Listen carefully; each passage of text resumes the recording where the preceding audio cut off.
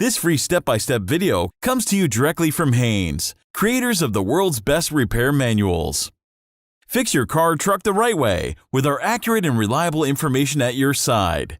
You can complete more than 200 jobs on this vehicle when you purchase the complete online manual at Haynes.com. Automatic transaxle fluid change.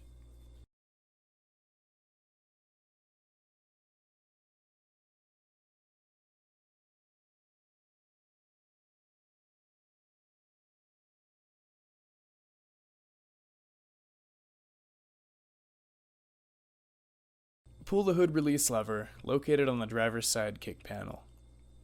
Lift the hood safety latch and raise the hood upwards. Support the hood with a prop rod. After the vehicle has been driven to warm up the fluid, loosen the front wheel lug nuts, then raise the front of the car and support it on jack stands. Move the necessary equipment under the vehicle, being careful not to touch any of the hot engine or exhaust components. With the large drain pan in place, remove all the transaxle pan bolts except for 2 bolts on the front and rear of the pan. Loosen these remaining 4 bolts a few turns, but do not fully remove them. Carefully tap the corners of the pan using a soft-faced mallet and chisel if necessary to break the seal and allow the fluid to drain into the container. Don't damage the pan or transaxle gasket surfaces or leaks could develop. Remove the remaining bolts, then lower the fluid pan from the transaxle.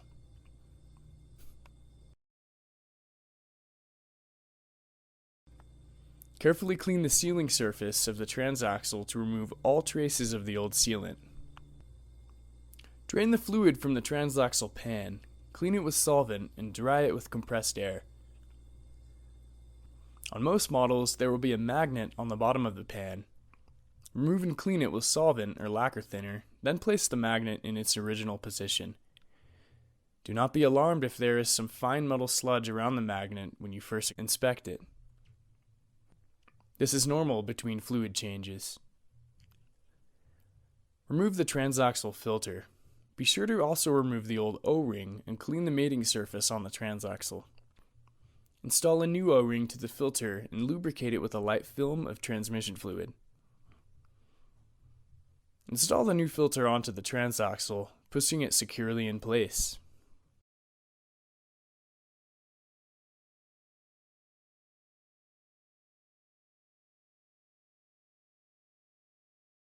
Make sure the mating surface on the transaxle pan is clean, then apply a 1/8 inch bead of RTV sealant to the pan sealing surface, and to the underside of each bolt head.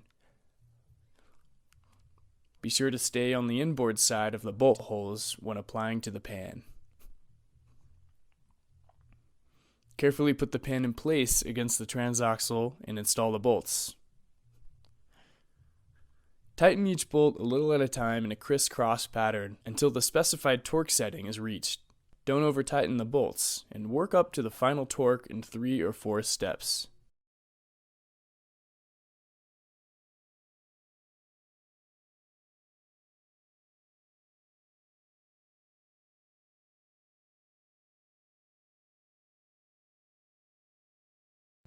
Lower the car to the ground. With the vehicle on level ground, remove the transaxle fluid dipstick and pour the necessary amount of the correct type of automatic transmission fluid through the filler tube. Use a funnel to prevent spillage.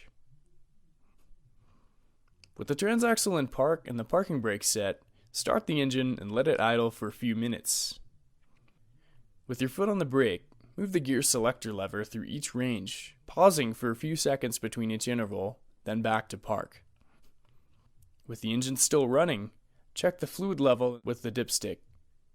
Add fluid if needed to reach the correct level. Be sure not to overfill the transaxle. The level should be at or near the upper notch of the cold range when the vehicle has not been driven to warm up the transaxle fluid. If necessary, add more fluid a little at a time while shifting the gears between additions until the level is at the upper cold range mark. Turn off the engine.